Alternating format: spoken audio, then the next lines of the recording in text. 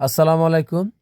Advanced learning academy math and ইংলিশের পক্ষ থেকে তোমাদের সবাইকে জানাই অনেক অনেক শুভেচ্ছা ও অভিনন্দন। প্রিয় সপ্তম শ্রেণীর শিক্ষার্থীরা, আশা করি তোমরা সবাই অনেক ভালো আছো। আজ সমাধান করব তোমাদের গণিত বইয়ের অনুশীলনী 1.2-এর অঙ্ক নং 1 থেকে 6 পর্যন্ত প্রশ্নগুলো আজকে আমরা সমাধান করব। দেখো, তোমাদের গণিত বইয়ের 1.2-এ কিছু টিক চিহ্ন দেওয়া আছে, আমরা সেগুলো সমাধান করব এবং সেই সাথে আমরা এই 6 নংয়ে 3টা প্রশ্ন দেওয়া আছে। 3টা প্রশ্ন আমরা ক, খ, গ 3টা প্রশ্ন দেওয়া আছে, আমরা এটাও সমাধান করব। তো চলো আমরা একে একে প্রশ্নগুলো সমাধান করি। ক নং প্রশ্নে না 1 নং প্রশ্নে দেওয়া আছে 289 ভাগ 361 এর বর্গমূল কত। তো আমরা কিন্তু একটা সংখ্যা হইলে আমরা তার বর্গমূল খুব সহজে বের করতে পারি, কিন্তু দেখো এখানে লবও আছে, হরও আছে, তাই আমরা আলাদা আলাদাভাবে লবের বর্গমূল বের করব আর আলাদা আলাদাভাবে আমরা হরের বর্গমূল বের করলেই কিন্তু আমাদের হয়ে যাবে। তোমরা এই কাজটা সম্পূর্ণটাই তোমরা ক্যালকুলেটারে করবে। আগে কি করবে, বর্গমূল মানে রুটে চাপ দেবে। রুটে চাপ দেওয়ার পরে এখানে 289 লিখবে, 289, আগে রুট উঠাবা, রুট পরে হলো 289, তাহলে আসবে হলো এখানে 17। তাহলে লব হলো লব বের হলো 17, এরপরে হলো 361 রুট 361, তাহলে হবে 19। তাহলে একটা হবে 19 আর একটা হবে 17। তা 17 ভাগ হলো 19, তো এটাই কিন্তু আমাদের উত্তর, 17 ভাগ 19। এরপরে 2 নং প্রশ্নে আছে যে 1.1025 বর্গমূল কত। তো এটা যদি টিক চিহ্নর জন্য আসে তাহলে তোমরা ক্যালকুলেটারে করে দিলে হবে, কিন্তু যদি আসে যে এটার বর্গমূল বের করো তাহলে কিন্তু তোমাদেরকে বের করে দেখায় দিতে হবে। তো আমরা যদি দেখাই দিই তাহলে কিভাবে বের করব, এখানে আমরা আগে লিখব কত, এত এর বর্গমূল। তো আগে আমরা এটা উঠাবো, 1.1025 এর বর্গমূল বের করব। এটা উঠাইলাম, আমরা এই ডান পাশে দাগ দিব, এরপরে ডান দিক থেকে জোড়া বানাবো। এটা দুইটা একটা জোড়া, আর 1 আর 0 মিলে হলে একটা জোড়া। এখন আমরা এমন একটা প্রথমে আগে 1কে ভাগ দিব। তো এখানে আমরা এমন একটা সংখ্যা নিব যে সংখ্যাকে স্কোয়ার করলে, অর্থাৎ এখানে এমন একটা সংখ্যা নিব যে সংখ্যারে ওই সংখ্যা দিয়ে গুণ করব, গুণ করার পর দেখব 1 হয় কিনা অথবা 1-এর কাছাকাছি হয় কিনা। তো এটা আমরা সহজে বুঝি যে আমরা যদি 1 নেই, 1-এর স্কোয়ার করলে বা 2টা 1 গুণ করলে কিন্তু একই হবে। তো আমরা 1 নিলাম, 1-এর বর্গ করলে 1 হয়, তো এটা আমরা নামাইলাম। এখন এখানে কিন্তু বিয়োগ করলে 0 হবে, তো এখানে কিন্তু আমাদের আর 0 লেখার দরকার নেই। এরপর এখানে দেখো আমাদের 1 পর্যন্ত কাজ করা শেষ। এখন আমরা দশমিকের ওই পাশে ডান দিকে কাজ করব। যেহেতু দশমিক পর্যন্ত আমাদের কাজ শেষ, এজন্য দশমিক ওভারটেক করতে হলে আমাদেরকে দশমিকটা এখানে বসাতে হবে। এখন আমরা এখান থেকে একটা জোড়া নামাই, 10 নামাবো। এখানে আমরা এমনি ভাগের সময় কি করি, একটা করে নামাই, তাই এখানে কিন্তু আমরা জোড়া নামাবো। এরপরে আমরা এখানে আবার টান দেব, টান দেওয়ার পরে এই 1 এখানে যা নিছি তার দ্বিগুণ নেব এখানে, তো 1-এর ডবল, এখন এখানে নেব হলো 2। এবার 2-এর এখানে আমরা এমন একটা সংখ্যা বসাবো, যে সংখ্যা বসাবো ওই সংখ্যা দিয়ে এই সংখ্যাকে আমরা এই দুইটা সংখ্যাকে, এই 2 অঙ্ক বিশিষ্ট সংখ্যাকে আমরা গুণ করব। তা আমরা এখানে নিচ্ছি 2। এখন 2-এর সাথে যদি আমরা 1 নেই, দেখো ধরো এখানে আছে, এখন এখানে আছে 2, এখন 2-এর সাথে যদি আমরা 1 নেই, হয়ে যায় এখানে 21। 21 দিয়ে কি 10-এর ভাগ দেওয়া যায়? 10 তো ছোট হয়ে যাচ্ছে। আমরা যদি 2-এর পাশে যদি আবার 0 নেই তাহলে হয় 20, কিন্তু এখানে আছে 10। তার মানে এখানে কোনো কিছু নেওয়ার মতো অবস্থা নাই, যাই নেই তাই কিন্তু এই 10-এর চেয়ে বেশি হয়ে যাচ্ছে। তো এর জন্য আমরা কি করব, উপর থেকে আরও একটা জোড়া এখানে আমরা নামাইতে পারি। তবে আমি আগেই বলে রাখি এখানে কিন্তু দুইটা নিয়ম আছে। এখন যেহেতু ভাগ যাচ্ছে না, তাহলে তুমি এখানে একটা শূন্য নিবা, ওইখানে একটা শূন্য নেওয়া পরে তুমি জোড়া শূন্য নিলা, মানে শূন্যবার দিলা। যেহেতু এক নিলে বেশি হয়ে যায়, তাহলে শূন্য নিলা। শূন্য নিয়ে যদি শূন্য দ্বারা গুণ করো, তাহলে কিন্তু এখানে ধরো আমি শূন্য নিলাম, শূন্য দ্বারা যদি আমি 20কে গুণ করি, এখানে বিষয়টা হলো এইরকম, যদি আমি 2-এর পাশে শূন্য নেই, এই শূন্য দ্বারা যদি আমি গুণ করি তাহলে কিন্তু শূন্যই হবে। তাই আমরা পরে এখানে শূন্য নামবে। তা আমি যেটা করতেছি, ধরো আমার এখানে 10 যাচ্ছে না, তো এখন আমি উপর থেকে আরেকটা জোড়া নামাবো, নামাইলাম। তাহলে হলো এখন যেহেতু আমি উপর থেকে একটা জোড়া নামাইছি, আমার কথা ছিল আমি এখানে একটা জোড়াকে ভাগ দেব। যেহেতু আমি একটা শর্ত ভেঙেছি, এই জন্য আমি এখানে একটা শূন্য নিব, এই শূন্যটা আমি আবার ওইখানেও নিয়ে নিব, যেহেতু আমি জোড়া নামাইছি। তো এরপরে এখন এই সংখ্যাটা কিন্তু বেশ বড় হয়ে গেছে। এখন আমরা 2-এর শূন্য 20-এর পাশে এমন একটা সংখ্যা বসাবো, যে সংখ্যা ধরো কথার কথা, আমি ধরো যে এখানে 20 আছে, 20-এর পাশে যদি আমি 5 নেই, আমার একটা টার্গেট থাকবে যেন শেষে এখানে এটাকে যেত ভাগ করব, এমন একটা সংখ্যা নেব যেন শেষে 5 আসে গুণ করলে। তা আমি কল্পনায় যদি এখানে 20-এর পাশে যদি আমি 5 নেই, আর এই 5 দ্বারাই যদি আমি 205কে গুণ করি, তাহলে কিন্তু আমার এই 1025 হয়ে যাবে। কারণ 5 5 25 হয়। তোমরা এরকম আইডিয়া করে বসাবে। তা আমি এখানে 5 নিলাম, 5-এ এখানে 205 হইল। এখন যে সংখ্যাটা আমি নিব লাস্টে, যে অঙ্কটা আমি নিব, এটা দ্বারাই আবার এখানে গুণ করতে হবে এই সম্পূর্ণ সংখ্যাটাকে। 205, যেহেতু এখানে 5 বসেছে, 5 দ্বারাই 205কে গুণ করতে হবে। 5 দ্বারা 205কে গুণ করলে হবে 1025। তো এই 5টা আবার আমরা ওইখানে লিখে দেব। তো এখন এখানে কিন্তু আমাদের বর্গমূল হলো, এখানে মিলে গেছে, তো এখানে শূন্য, তো আমাদের বর্গমূল হবে 1.05। তো 1.05 হলো আমাদের গণক। যদি তোমাদেরকে পরীক্ষায় বলে যে এটা বের করতে, তাহলে তোমরা এভাবে বের করা লাগবে। আর যদি শুধু বলে যে 1.1025-এর বর্গমূল কত, তাহলে শুধুমাত্র তোমরা ক্যালকুলেটরতে করে দিলেও হবে। এরপরে দেখো, কোন সংখ্যার একক স্থানীয় অঙ্ক 2 বা 8 হলে তার বর্গ সংখ্যার একক স্থানীয় অঙ্কটি হবে কত হবে? 2, 4, 6, 8। এখানে আমাকে বলেছে যে কোন সংখ্যার একক স্থানীয় অঙ্ক 2 বা 8 হলে তার বর্গ সংখ্যার একক স্থানীয় অঙ্কটি কত হবে। ধরো কোন সংখ্যার আমি যে কোনো সংখ্যাই নেই, ধরো আমি 202 নিলাম, এর শেষের অঙ্ক কত, মানে শেষের অঙ্ক বলতে একক স্থানীয় অঙ্ক তো এটাই। আমি ডান দিক থেকে গুনলে 2 হবে একক, দশক, শতক, তার মানে এই 2 হলো আমার একক। তাহলে আমি এখানে 2 বা 8-এর কথা বলছি, তো আমি আগে 2-এর টেন নিলাম। ধরো আমি 202 নিলাম, এখন বলছে তার বর্গ সংখ্যার একক স্থানীয় অঙ্কটি কত হবে। তো আমরা জানি বর্গ কাকে বলে।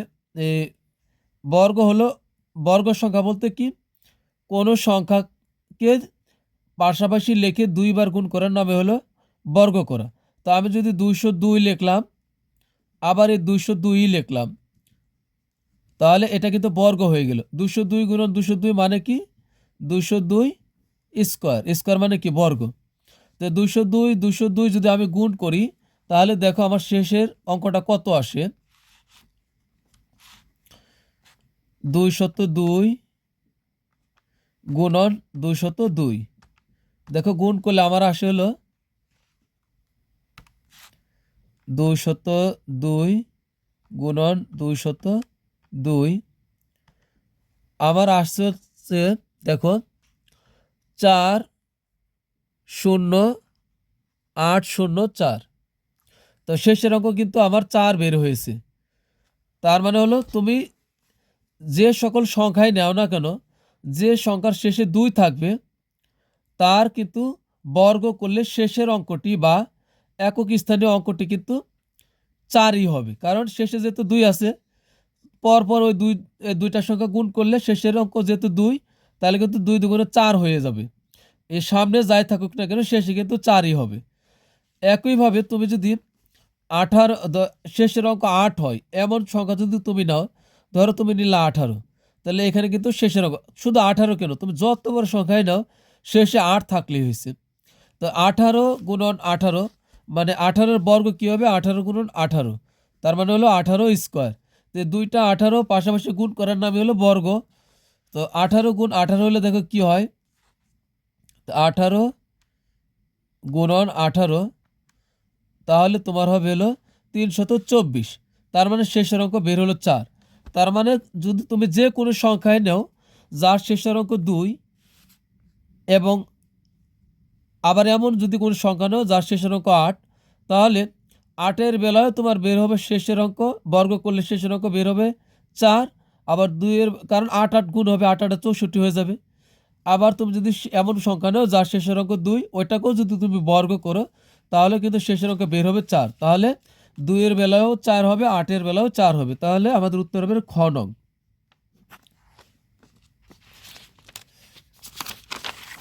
এরপর আমরা সমাধান করব হলো 4 নং প্রশ্নে।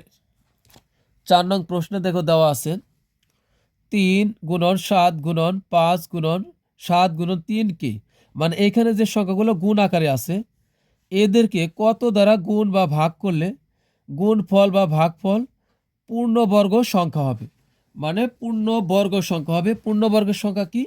পূর্ণবর্গ সংখ্যা হলে এমন সংখ্যা হবে যে সংখ্যাকে তুমি যদি রুট করো তাহলে কোনো দশমিক আসবে না, সুন্দর একটা সংখ্যা আসবে, ওটা হলো পূর্ণবর্গ সংখ্যা। তো এখন এখানে যদি আমরা দেখি যে এখানে আমরা 3 আমরা সবগুলাকে লিখবো। এখানে 3 গুণন 7 গুণন 5 গুণন 3 7 5 3 7 5 গুণন 7 গুণন 3। তা আমরা এটাকে একটু সাজিয়ে লিখি, যেগুলো মিল আছে আমরা একদিকে আনি। এখানে 3 আর ওই 3টা আমরা এখানে নিয়ে আসি। এখানে 7 কিন্তু মিল আছে, 7 দুইটা আছে, তো আমরা 7 আনলাম। আর 5-এর যেহেতু কোনো সঙ্গী নাই একে আমরা দূরে পাঠাই দিলাম। তো এখন জোড়া বানাই, মিল মিল দেখে আমরা জোড়া বানাই। এখন এই জোড়ার বাইরে আছে কি 5, তার মানে আমি আর কিছুই লিখলাম না, তার মানে হলো কি এই 5 দ্বারা এই পুরা সংখ্যাটাকে যদি আমরা গুণ করি, গুণ অথবা ভাগ করলে, মানে আমাকে তো বলছে যে এটাকে কত দ্বারা গুণ বা ভাগ করলে, তাহলে আমরা বলতেই পারি এই সংখ্যাটাকে যদি আমরা 5 দ্বারা গুণ বা ভাগ করি তাহলে সংখ্যাটি পূর্ণবর্গ সংখ্যা হবে। তাহলে সংখ্যাটি কত? সংখ্যাটি হলো 5, মানে হলো এই 5 দ্বারাই গুণ বা ভাগ করতে হবে। তাহলে আমাদের উত্তর হবে খ নং। এরপরে আমরা 5 নং প্রশ্নে যাব। 5 নং প্রশ্নে বলছে নিচের কোনটি অমূলদ সংখ্যা? তো অমূলদ সংখ্যার কিছু চেনার উপায় আছে। অমূলদ সংখ্যা কি হবে? রুট করলে এই সংখ্যাগুলোর শেষের দিকের অঙ্কগুলো, দশমিকের পরের অঙ্কগুলো এলোমেলোভাবে আসবে। ঠিক আছে, অর্থাৎ আমরা বলতে পারি যে পূর্ণ বর্গ নয় এমন সংখ্যার বর্গমূল হচ্ছে অমূলদ সংখ্যা। যেমন 16, এটা একটা পূর্ণবর্গ সংখ্যা, একে যদি আমরা বর্গমূল করি, রুট করি, তাহলে কিন্তু 4 হবে। আবার 36, এটা একটা কিন্তু পূর্ণবর্গ সংখ্যা, একে যদি আমরা রুট করি তাহলে কিন্তু হবে 6। আবার 144 একটা পূর্ণবর্গ সংখ্যা, এটাকে যদি আমরা ক্যালকুলেটরে রুট ওভার করি তাহলে কিন্তু 12 আসবে। তাহলে এখানে আমরা সংখ্যাগুলোকে রুট করলে, যেটাকে রুট করলে দশমিক চলে আসবে, তাহলে ওটাই হবে, এখানে হবে অমূলদ সংখ্যা। ঠিক আছে, যেটা রুট করলে বর্গ দশমিক চলে আসবে এটা হবে অমূলদ সংখ্যা। অর্থাৎ পূর্ণবর্গ নয় এরূপ সংখ্যার বর্গমূল হলো অমূলদ সংখ্যা। তো এখানে দেখো 9কে যদি রুট করি তাহলে হবে 3, 16কে রুট করলে হবে 4, আর 25কে রুট করলে হবে 5। তার মানে এখানে দেখো রুট করলে সুন্দর একটা পরিপূর্ণ সংখ্যা বের হয়ে আসতেছে, এখানেও এখানেও। কিন্তু 2-এর বেলায় কিন্তু ব্যতিক্রম আসবে। দেখো 2কে যদি আমরা রুট করি তাহলে কি আসে, √2। দেখো এখানে এলোমেলো কতগুলো এসেছে, 1.41421356 মানে কোনো ডিসিপ্লিন নাই। তো এটা কিন্তু যেহেতু এটা পূর্ণবর্গ সংখ্যা নয়, তাই এর কি বর্গমূলটাও কি অমূলদ সংখ্যা হবে। তা এটা হবে আমাদের √2। এরপরে আছে 6 নঙে কিছু অঙ্ক আছে, যে একজন কৃষক তার বাগান করার জন্য 595টি চারা গাছ কিনে আনেন, প্রত্যেকটি চারা গাছের মূল্য 12 টাকা। এটা হলো আমাদের উদ্দীপক। যদি তাই হয় 1.2 সংখ্যাটি মূলদ সংখ্যা কিনা যাচাই করো। তো এটা আমাদের যাচাই করতে হবে। এখন সমাধান করব 6-এর ক নং প্রশ্ন। 6-এর ক নঙে আমাদেরকে কি বলছে, যে 1.2 সংখ্যাটি মূলদ সংখ্যা কিনা যাচাই করো। তো মূলদ সংখ্যা কি? মূলদ সংখ্যা হলো 0। এ দেখো মূলদ সংখ্যা হলো 0। সকল স্বাভাবিক সংখ্যা কোনগুলা? 1 মানে 0-র চেয়ে বড় যা আছে, 1 2 3 4 5, আমি ইংরেজি দিয়ে লিখলাম, ডট ডট ডট ডট যা আছে মানে চলমান, অসীম, কোনো শেষ নাই, এগুলো সব মূলদ সংখ্যা। তারপরে ভগ্নাংশ সংখ্যা দেখো, আমি যদি লিখি 15/10, এটা কিন্তু ভগ্নাংশ, লব আছে হর আছে, ভগ্নাংশ। তারপর হলো 203/100 লিখলাম, এটাও কিন্তু মূলদ সংখ্যা। এরপরে আমি যদি লিখি 1/10, এটা কিন্তু ভগ্নাংশ, এটা কিন্তু মূলদ সংখ্যা। এরপর আছে কি দশমিক ভগ্নাংশ যেগুলো আছে সেগুলো কিন্তু মূলদ সংখ্যা। যেমন দেখো আমি যদি লিখি 0.1, এটা কিন্তু মূলদ সংখ্যা। যদি 1.5 লিখি এটাও কিন্তু মূলদ সংখ্যা হবে। আবার আমি যদি লিখি 2.03 বা 2.08, এটা কিন্তু মূলদ সংখ্যা হবে। এছাড়াও মূলদ সংখ্যা চেনার কিন্তু আরেকটা উপায় আছে, কি যদি দশমিক সংখ্যার বা দশমিক ভগ্নাংশের অর্থাৎ দশমিক সংখ্যার দশমিক বিন্দুর পর যদি এর সমাপ্তি ঘটে অঙ্কগুলোর, তাহলে কিন্তু সেটা মূলদ সংখ্যা হবে। আবার এমন যদি হয় যে দশমিক সংখ্যার পরে কি অঙ্কগুলো এলোমেলোভাবে আসতেছে এবং অসীম, কোনো শেষ নাই, সেক্ষেত্রে কিন্তু সেটা মূলদ সংখ্যা হবে না। তো দেখো এটার কিন্তু দশমিক বিন্দুর পরে শেষ আছে, মানে 0.3 দিয়েই শেষ, এটার দশমিকের পরে 1 দিয়ে শেষ, এই জন্য কিন্তু এগুলো হবে কি মূলদ সংখ্যা। তো এখন আমাদেরকে যাচাই করতে বলছে, তাহলে আমরা এখন যাচাই করব। 6-এর ক নঙে আমাদের সংখ্যাটি দেওয়া আছে 1.2, তা আমরা লিখব 1.2। এখন এটাকে আমরা যদি দশমিক উঠাই দিই তাহলে কি হবে, 1.2 আমি লিখলাম। এখন এই দশমিক বিন্দু উঠানোর জন্য আমি নিচে একটা 1 নিলাম, আমি কিন্তু দশমিকটা উঠাই দিলাম। আমরা দশমিক এভাবে উঠাই দিতে পারি, দশমিক উঠাই দিলাম, দশমিকের জন্য একটা 1 নিলাম, আর দশমিক বিন্দুর পরে একটা শূন্য একটা অঙ্ক আছে, তাই আমরা একটা 0 নিলাম। এখন কি দাঁড়ালো, উপরে হলো 12 আর নিচে হলো 10। এখন চাইলে আমরা এটাকে কি 2 দ্বারা কাটতেও পারি, আবার যদি নাও কাটি তারপরও কিন্তু এটা একটা ভগ্নাংশ হয়ে গেছে, পূর্ণ সংখ্যার ভগ্নাংশ হয়ে গেছে। তো এখন এখানে আমরা যদি 2 দিয়ে কাটি তাহলে এখানে হবে 6, আর মনে মনে 2 দিয়ে যদি কাটি দুইটাকে তাহলে নিচে হবে কিন্তু 5। তাহলে সমান সমান কি হচ্ছে, 6/5। এখন আমরা যাচাই করব। তো আমরা এখানে লিখে দিব যে এখানে যাচাই করতে বলছে, তো আমরা লিখব যাচাই।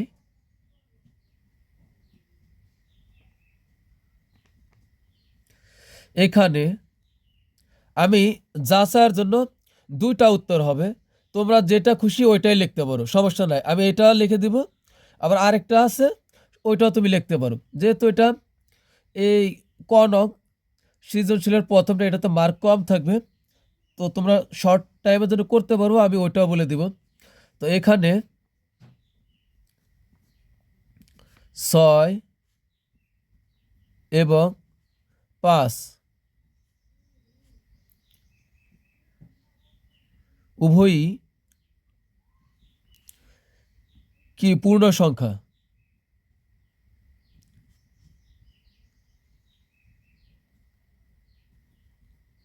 পূর্ণ সংখ্যা 1.2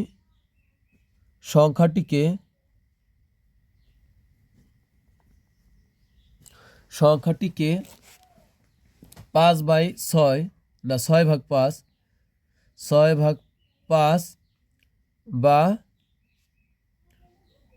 ভগ্নাংশ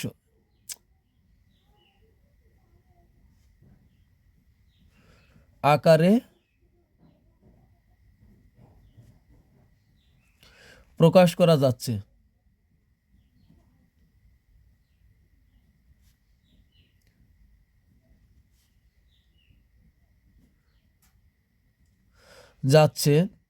তাই 1.2 সংখ্যাটি মূলদ সংখ্যা।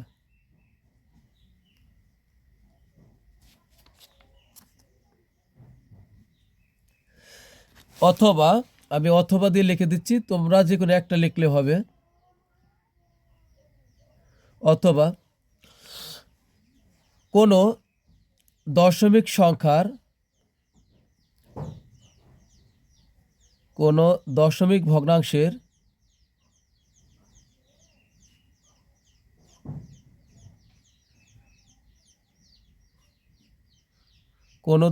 ভগ্নাংশের দশমিক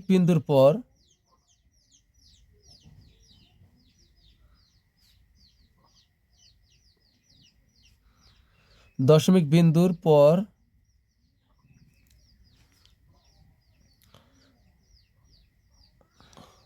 অঙ্কগুলোর, এগুলো তো প্রত্যেকটা আমরা ভেঙে ভেঙে যদি পড়ি, দেখো 1-এর পরে 2 আছে, এটা কিন্তু একটা অঙ্ক, তাই তো। আবার যদি এখানে 5 থেকে 7 থেকে, প্রত্যেকটা কিন্তু অঙ্ক। দশমিকের পর কি অনেকগুলো আসে, তাই না? তো কোনো দশমিক ভগ্নাংশের দশমিক বিন্দুর পর অঙ্কগুলোর সমাপ্তি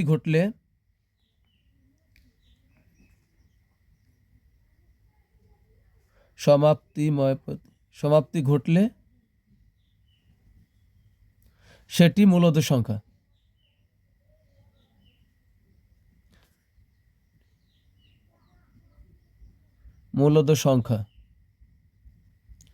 যেহেতু 1.2 সংখ্যাটির দশমিক বিন্দুর পর সমাপ্তি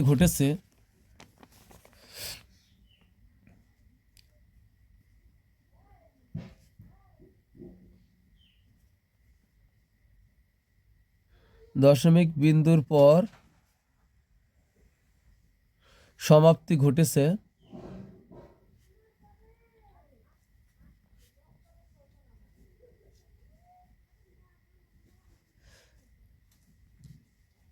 তাই এটি মূলদ সংখ্যা।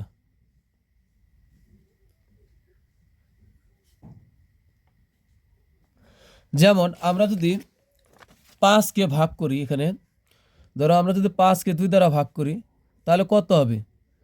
2.5 অথবা 2.50, শূন্য দিলেও যা না দিলেও তাই, 2.5 হয়। তাহলে কিন্তু এটা একটা মূলদ সংখ্যা হবে, কারণ এটা দেখো দশমিকের পরে এটা কিন্তু এই 5 দিয়েই শেষ হয়ে গেছে, সমাপ্তি ঘটেছে। যদি আরও কিছু বের হয়ে যদি শেষ হয়ে যেত, তাহলে কিন্তু সেটা মূলদ সংখ্যা হবে। তাই এখানে 2টা শর্ত আছে, তোমরা যেটা খুশি সেটা লিখতে পারো। এরপরে আমরা সমাধান করব হলো খ নং প্রশ্নের। খ নং প্রশ্নে আছে, বাগানে প্রত্যেক সারিতে সমান সংখ্যক গাছ লাগানোর পর কয়টি চারা গাছ অবশিষ্ট থাকবে তা নির্ণয় করো। বাগানে প্রত্যেক সারিতে সমান সংখ্যক গাছ লাগানোর পর কয়টি চারা অবশিষ্ট থাকবে তা নির্ণয় করে। এজন্য কি করতে হবে, আমাদেরকে এর বর্গমূল বের করতে হবে।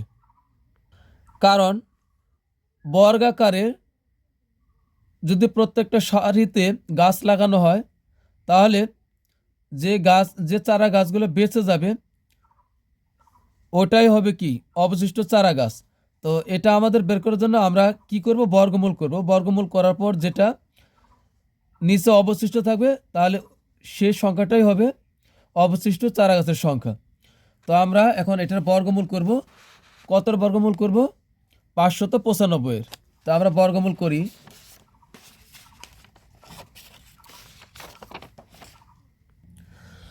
যেহেতু আমাদেরকে বলছে যে অবশিষ্ট চারা গাছ কত থাকবে তা নির্ণয় করো, তা আমরা এজন্যই লিখবো একটা লাইন যে নির্ণয়ে অবশিষ্ট চারা গাছের সংখ্যা হবে 595 এর বর্গমূল বের করার সময় যে ভাগশেষ পাওয়া যাবে তার সমান।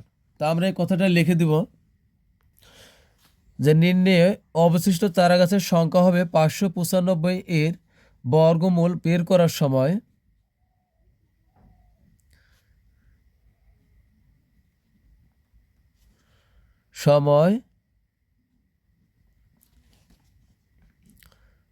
যে ভাগশেষ পাওয়া যাবে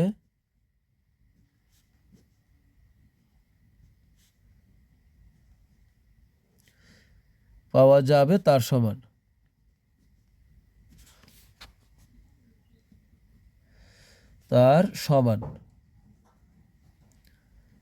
মানে নিচে যেটা অবশিষ্ট থাকবে ওইটাই অবশিষ্ট চারা গাছের সংখ্যা হবে। তো এখন আমরা 595 এর বর্গমূল বের করব। 595। এখন এখানে আমরা জোড়া বানাবো, শেষের হাতের ডান দিক থেকে দুইটা দিয়ে জোড়া বানাবো। এখন 5 একা আছে। এখন এমন একটা সংখ্যা এখানে নিব যে সংখ্যার স্কোয়ার করলে যেন 5-এর সমান হবে অথবা 5-এর কাছাকাছি হবে, দুইটা শর্ত। তো আমরা যদি 2 নেই, 2কে যদি স্কোয়ার করি, এই কথাটার অর্থ কি, এখানে 2টা 2 আছে, 2টা 2 গুণ করলে কত হবে, 2টা 2 গুণ করলে 4 হবে। তো আমরা যদি এবার 3 নেই, স্কোয়ার করা মানে কি, একটা জিনিস 2 বার গুণ করা, এটার নামে স্কোয়ার করা বা বর্গ করা। এখন 3 স্কোয়ার মানে এখানে 2টা 3 আছে, আমরা 2টা 3 যদি পাশাপাশি গুণ করি তাহলে 3 3 9 হয়ে যায়, তার মানে 5-এর চেয়ে বেশি হয়। আবার 3-এর এক ধাপ নিচে হলো 2, 2-এর উপরে স্কোয়ার করলে হয় 2 2 4 হয়। তাহলে 4 এটাই ঠিক আছে, 4ই 5-এর কাছাকাছি। তা আমরা নিব 2 নিলে এখন কত হবে, 5-এর ভিতরে 2 2 যা নিচে তার সাথে ওই এটাই গুণ, আবার 2 × 2 তাহলে হবে 4। এখন 4 আছে, 5 পাবো 1 হলে। এখন এই টান দিয়া আমরা এখানে যা নিছি তার ডবল নেব এখানে। এখন আমরা এই 5-এর কাজ শেষ, এখন নামাবো 95। জোড়া ধরে নামাতে হবে, বর্গমূলের নিয়ম হলো জোড়া ধরে নামাতে হবে। তো এখন এখানে 2-এর ডবল হবে 4। এখন এই 4-এর সাথে আমরা এমন একটা সংখ্যা নিব, এটা বাদ দিয়ে দিলাম। এই 4-এর সাথে আমরা এমন একটা সংখ্যা নিব যেটা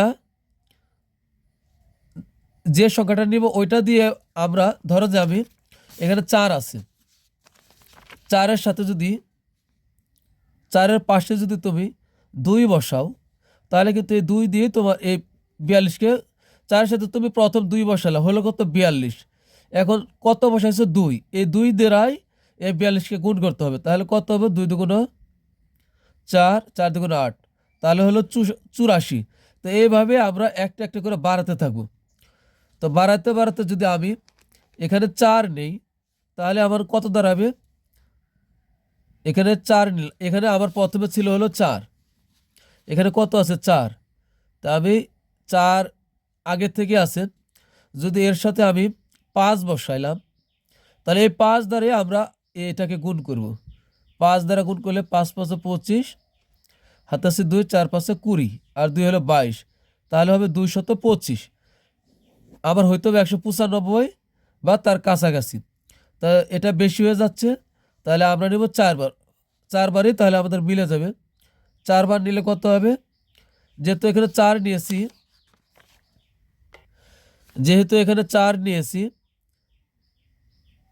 এই 4 ধরে আমরা এটাকে গুণ করতে হবে। 4 4 16, 16 6 হাতে থেকে 1, 4 4 16 আর 1 17, 176। তাহলে এটা হবে, এখানে আমরা বসাবো 176। এখন এখানে বিয়োগ করব। 6 আছে 15 পাবো 9 হলে, হাতে থেকে 1, 1 এর সাথে 8, 8 আছে 9 পাবো 1 হলে। এখন কিন্তু এই 19 অবশিষ্ট রয়ে গেল। তার মানে অবশিষ্ট চারা গাছের সংখ্যা হলো 19। তাই আমরা লিখব, সুতরাং অবশিষ্ট চারা গাছের সংখ্যা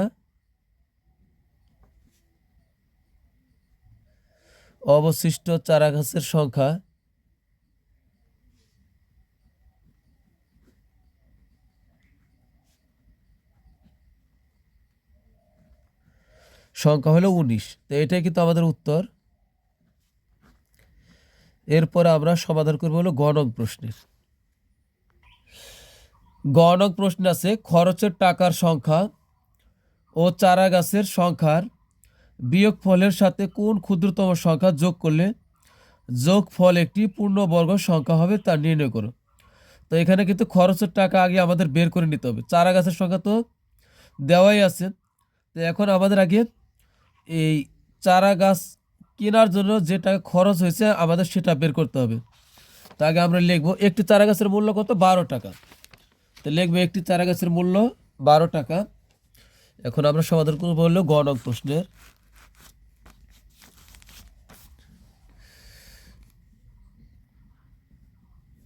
তো লিখবো একটি চারা গাছের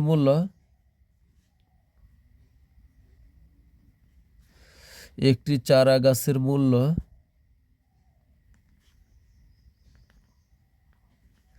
12 টাকা। কয়টা চারা গাছ? 595টি। সুতরাং 595টি চারা গাছের মূল্য, তাহলে এখানে গুণ করতে হবে। 595 গুণন হলো 12 টাকা। গুণ করলে আমাদের কত হবে? গুণ করলে আমাদের হবে 7,140 টাকা। 7,140 টাকা। এটা কিন্তু আমাদের চারা গাছের মূল্য। তো চারা গাছগুলো কিনতে মোট টাকা খরচ হয়। তাহলে চারা গাছগুলোর মূল্য বলতে চারা গাছ খরচের টাকা, হ্যাঁ, চারা গাছগুলো কিনতে মোট খরচ হয়, চারা গাছ কিনতে মোট খরচ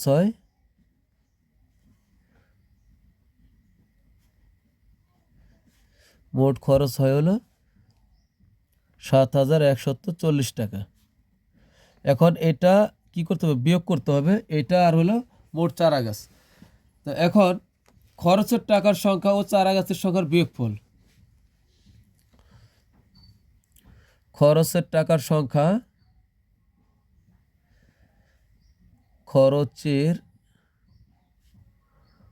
টাকার সংখ্যা ও চারা গাছের সংখ্যার বিয়োগফল।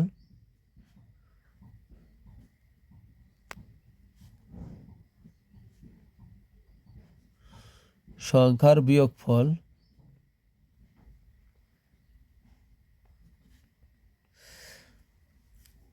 7,140 বিয়োগ হবে 595। তো বিয়োগ করলে কত বের হবে?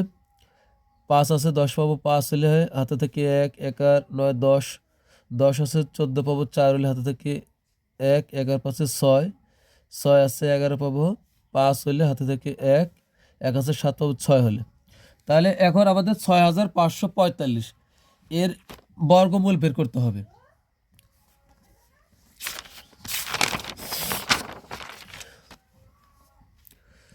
6,545 এর বর্গমূল বের করার জন্য আমরা কি করব? জোড়া বানাবো।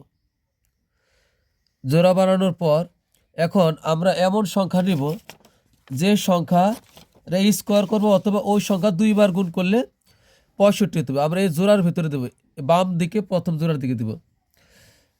আমরা এখানে যদি আমি 7 নেই তাহলে এই 2টা 7 গুণ করতে হবে, 7 7 49 হবে, তাহলে 65 কিন্তু কাছাকাছি হলো না। আমরা 8 এভাবে একটা একটা করে আমাদের ট্রাই করতে হবে। আমি 8 নিলাম, মানে 8 নিলাম, 8 স্কোয়ার মানে হলো এখানে 2টা 8 গুণ করব, তাহলে 8 8 হবে 64। এটাই কিন্তু আমাদের সবচেয়ে কাছাকাছি। তো এখানে 8 নিলে হবে 8 8 64। তো এখানে বিয়োগ নাম হলো 1। এরপর আমাদের এই জোড়া ধরে নামাতে হবে। তো এখানে নামাবো হলো 145। এবার এই 8-এর ডবল এখানে নামাতে হবে 16। তো এখানে নামাবো হলো 16।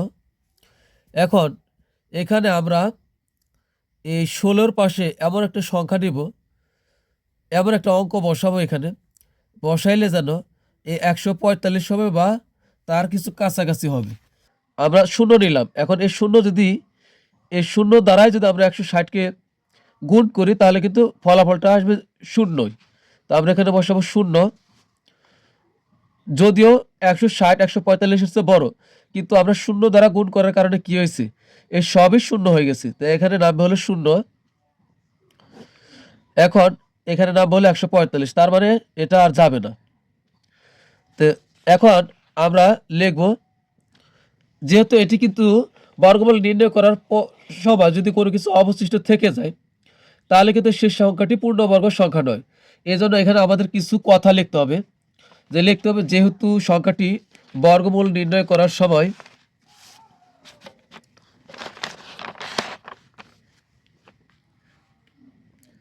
যেহেতু সংখ্যাটির বর্গমূল নির্ণয় করার সময় সংখ্যাটির বর্গমূল নির্ণয় করার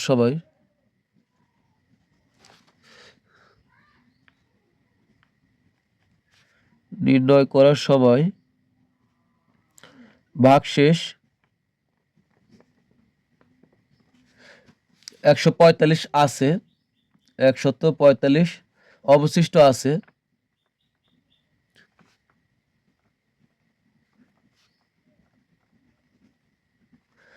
তাই সংখ্যাটি পূর্ণবর্গ নয়।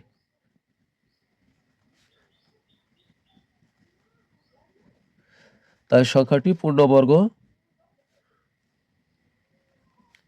পূর্ণবর্গ সংখ্যা নয়।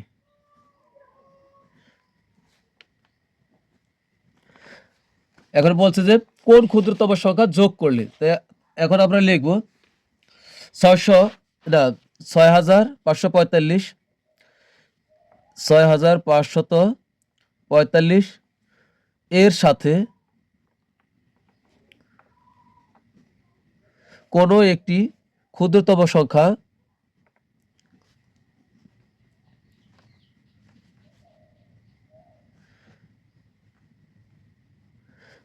সংখ্যা যোগ করলে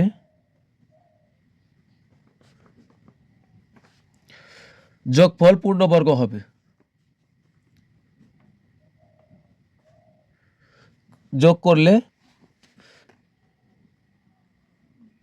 যোগফল একটি পূর্ণবর্গ সংখ্যা হবে।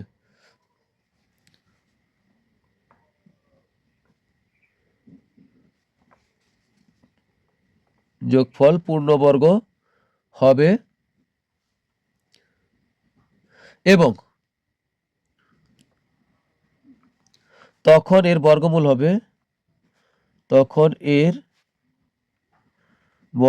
হবে আমাদের যখন যোগ করার কথা বলবে তখন আমরা যোগ করব কার সাথে, যোগ করব হলো এখানে যে বর্গমূল বের হবে আমরা তার সাথে যোগ করব, তার সাথে আমরা 1 যোগ করব। এটা খেয়াল রাখতে হবে, শুধুমাত্র যোগ করার কথা বলে তখন আমরা এর সাথে একটা 1 যোগ করব, তখন এর বর্গমূল হবে 80 যোগ 1 সমান হলো 81। এবার আমরা 81 এর বর্গ বের করব। 81 এর বর্গ যা লিখবো তার নিচের লাইনে আমরা আবার লিখব যে 81 এর বর্গ, বর্গ মানে একটা জিনিস দুইবার গুণ করার নামে বর্গ। তো 81 গুণন 81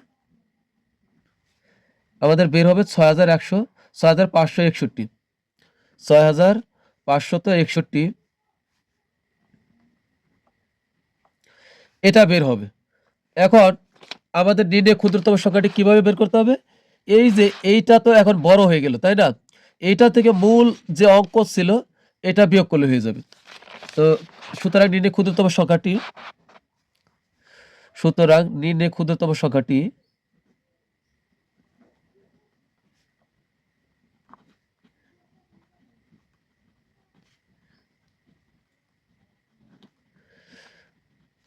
নির্ণয় ক্ষুদ্রতম সংখ্যাটি আমাদেরকে তো অঙ্কে বলছে যোগ করতে। আমরা যোগ করব শুধুমাত্র এই বর্গমূল যে 80 বেরিয়েছে তার সাথে 1 যোগ করব। যোগ করার পরে যে আমরা নতুন একটা বর্গমূল পেলাম 81, 81 গুণ করে আমরা যা পেয়েছি তার থেকে আমাদের মূল অঙ্কে যে 6545 ছিল এটা আমরা বিয়োগ করে দিব। তো এখন পেলাম হলো 6561, এটা থেকে বিয়োগ করবো হলো 6545। তো এটা বিয়োগ করলে আমাদের হবে এখানে 16। তো এটাই কিন্তু উত্তর আমাদের। তো আজকের মতো কিন্তু আমাদের সবগুলো অঙ্কের সমাধান করা হয়ে গেল। তো পরবর্তী ক্লাস দেখার আমন্ত্রণ জানিয়ে তোমাদের কাছ থেকে বিদায় নিচ্ছি। সবাই ভালো থাকবে, সুস্থ থাকবে। আল্লাহ হাফেজ।